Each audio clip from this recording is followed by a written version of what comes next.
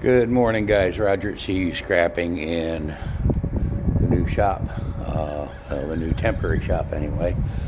Still working on getting it put together. I did get the shelves brought over and get one of the shelves assembled, so we'll be able to start getting some stuff stored in here. It's been a couple days I've been trying to get this video out and just have been busy, and then I was going to do it yesterday, and yesterday I just absolutely felt like dog crap, so not much got done yesterday. So the wire stripper, it's up and running. I've run, well, you saw that one weigh and pay. I've run 300 pounds through it, run another 100 or so pounds, just kind of off and on here lately. So I'm gonna give you guys a run through of the machine today and let you know what I think of it. This is the wire, the range of wire that I run through that. Everything from, that's not 500 MCM, I believe it's 450, but 500 is real close. I get a lot of 500 MCM. All the way down to the THHN wire there. So that's mostly what I run through the machine, and it's so far it's done very well. The only drawbacks is on the bigger gauge wire. It's only got the one cutting wheel up top, so I do run those through twice to make getting the casing off a lot easier. The copper mine would do it in one pass, but like I've said before, the difference between $2,000 and $350, that's a minor price to pay.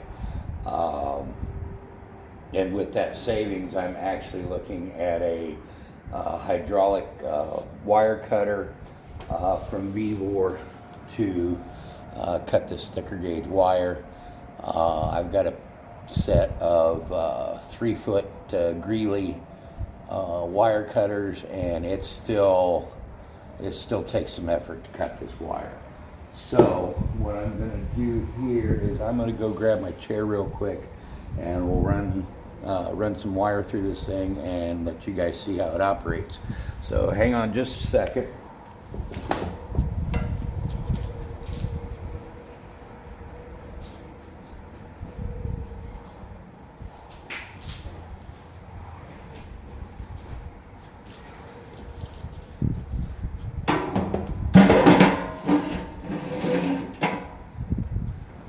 Chair, get a bucket to catch it.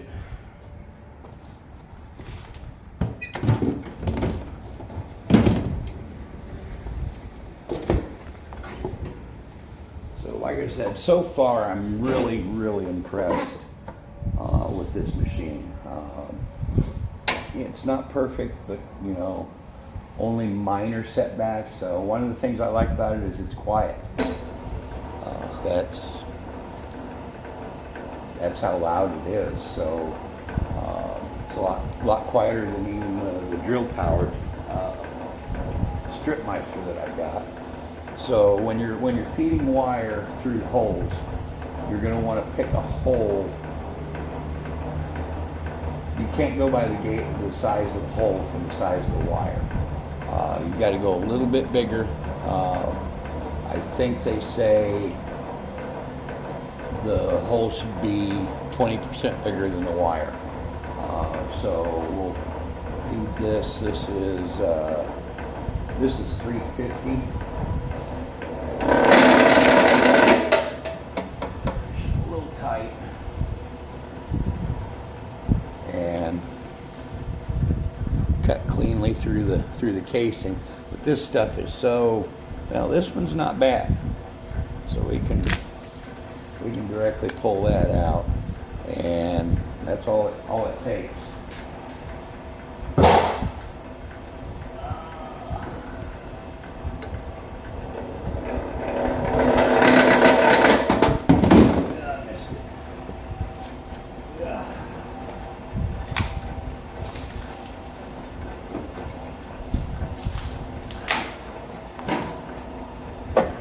This one's a little stiffer, so I'm going to run it through twice.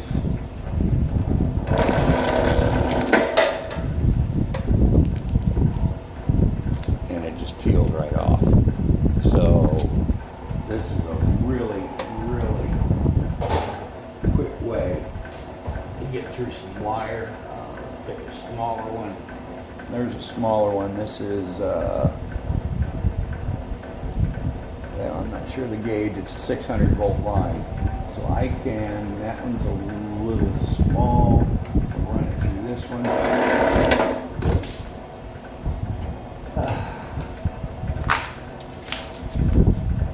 Cut my pieces too short to catch them.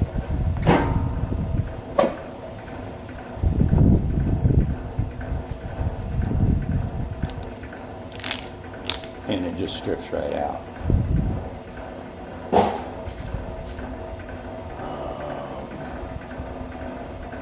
A little smaller. This is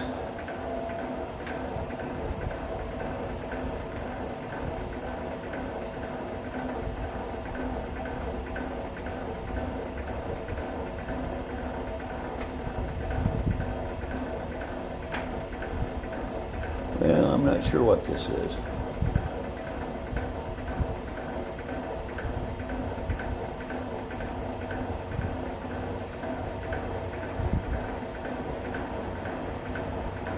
Printing's so worn off of it, but it's, you can see it's a good 1/4 inch, 3/8 of an inch, and it's a little longer, so that one's too small.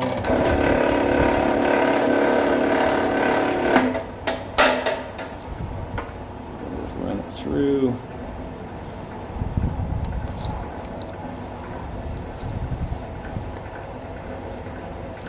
Peel the coating.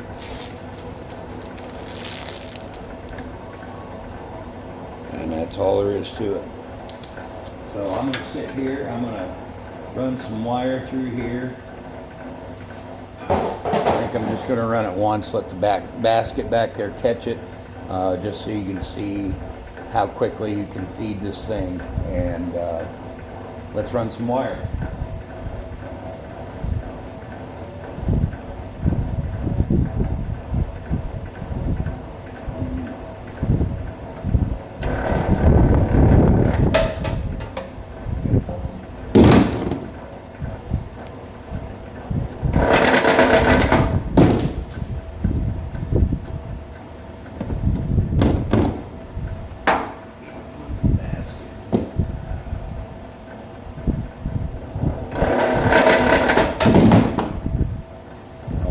Drawbacks to this machine is the wheel over here. This is the manual wheel. It's not so much for, you know, hand cranking and feeding the wire, because it's really tight in there. That's more for clearing jams and backing the wheels out if you ever get a jam. But the you can see that spinning handle has its issues.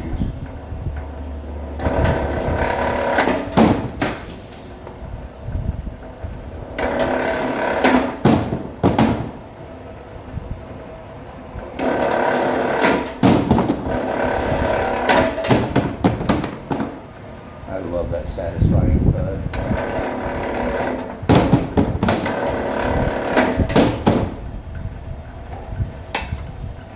Smaller ones through here.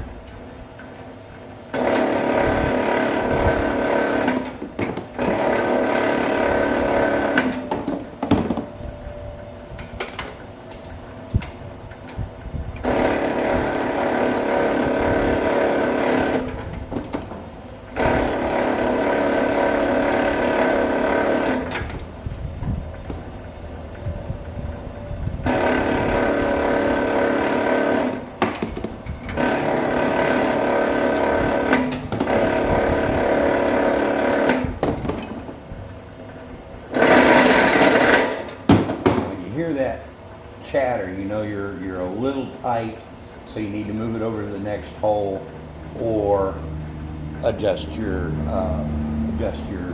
spring tension up and down.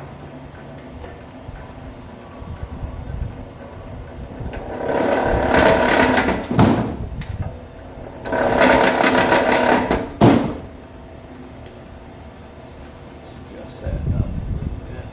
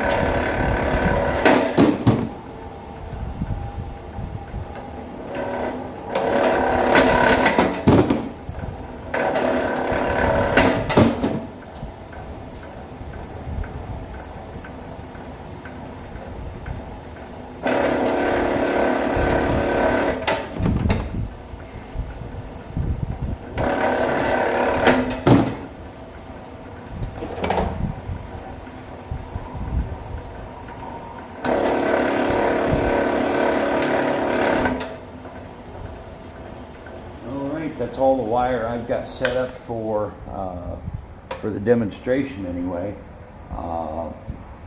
By far not all the wire I've got. I've got 3 55-gallon barrels full of the THHN, which is that. Now let me see what you're seeing here. That small coil, the green, white, red, black back there. And those barrels run over 200 pounds a piece, easy. And then I've still got that full Gaylord box of the heavier gauge, the 500 MCM down to the little 1/4 inch, 3/8 inch stuff that I just demonstrated in here. That's full. That's got to go probably another 1,000 pounds. So I figure I'm sitting on 1,500 pounds of copper wire. Now the stripping of the casing is still, I mean, there's no way to simplify that process. That's still a pain in the ass. And the other pain in the ass is getting rid of the mess afterwards. That's all stripped casing over there. And I've got a half a Gaylord of strip casing over in the other unit right now. I'm trying to get in touch with a plastics recycler here locally.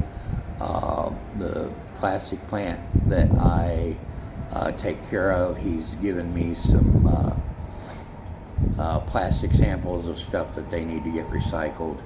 So I'm going to approach a plastics recycler here in town. If I can get paid for it, fantastic.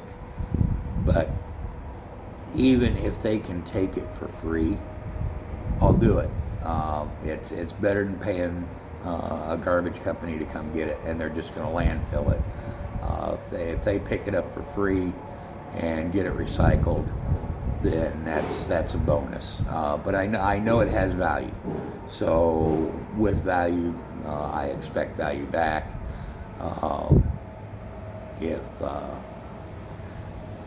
If they show it's just not economically feasible to pay for it, that's fine. I do that myself. I've started charging $5 to pick up digital TVs here lately because the electronics are getting smaller and smaller, and you still got all that plastic and the glass screen to get rid of. So that's cost. It's not cost effective for me anymore to take those for free. So that was the Vevor wire stripper.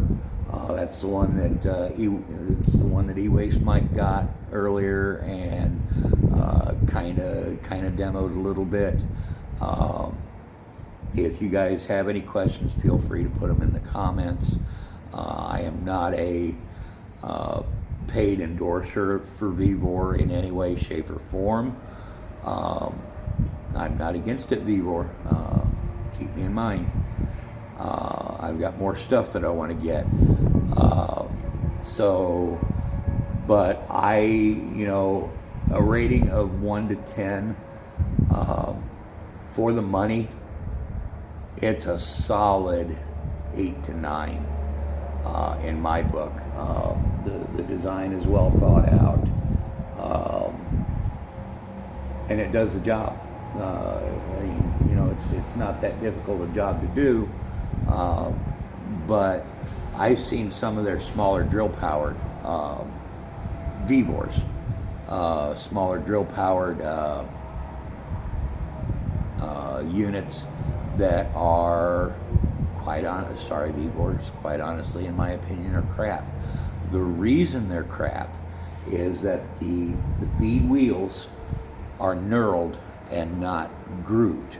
They don't advance the wire through. It slips constantly.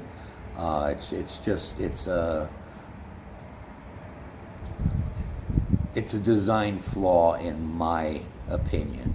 They should be grooved. If they groove those, that would be a decent wire stripper, like my Stripmeister.